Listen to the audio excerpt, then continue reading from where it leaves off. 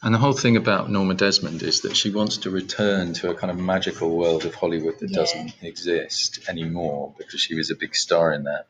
And so there's a certain poignancy about Cruella as well, that she, she's a bit like Patsy in Absolutely Fabulous. Do you know that? Yeah. She's a bit like the Joanna Lumley character. She thinks she's all glamorous, but actually she's a mess. Yeah. And Cruella is the same. And I think we are supposed, although she's a kind of, that what lies behind her as a character is actually quite unhappy. So it might be worth sort of pointing out something like that. You could even start saying that she's a bit of a tragic villain. I don't think we're asked to have any sympathy for the Queen in Snow White, but we could think about whether we have any sympathy for Cruella, because definitely in Sunset Boulevard she's a monster, but we can understand her sadness. Okay, and then I think the key thing about the witch, or whatever we call her, is that she represents two different aspects of femininity. If Snow White wasn't around, she would be very beautiful. She is very beautiful, and Disney talked about her being kind of sexy. And that was, again, if we're talking about the male gaze, men would see the film and they might think Snow White is lovely, but she's voiced by a 17-year-old or something like that. And the Queen herself represents an idea of attractive femininity until she turns into the witch, who is a kind of caricature of all the things that you wouldn't expect a male audience to find attractive. So she has a dual nature, I think. She has a powerful female, active, attractive role in the film as the Queen, and it's only her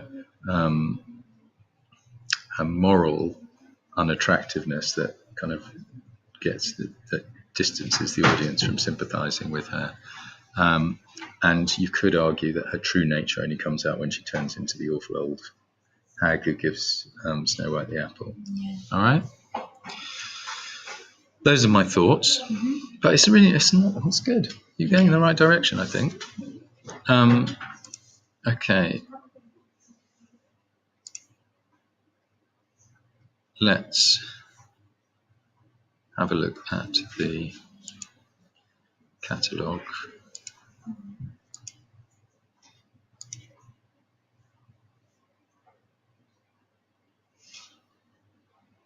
Okay, so you've got to have Snow White with capital. Yeah. This is the kind of layout, absolutely, but that's got to be consistent all the way through. Pongo is a name, so it needs a capital P.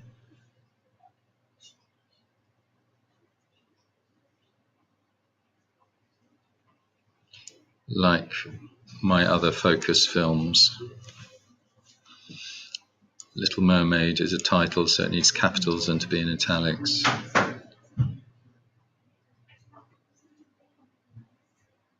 I think this summary of the plot needs to... No, actually, that's all right. Disney. These are all... That's a title, so it needs capitals.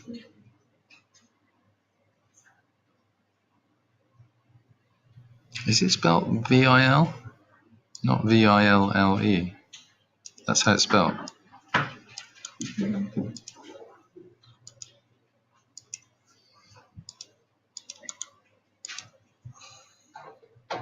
Yeah, so small d, big V.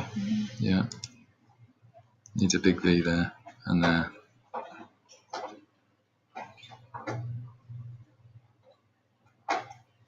I chose this because. Yeah. You have to give your reasons for.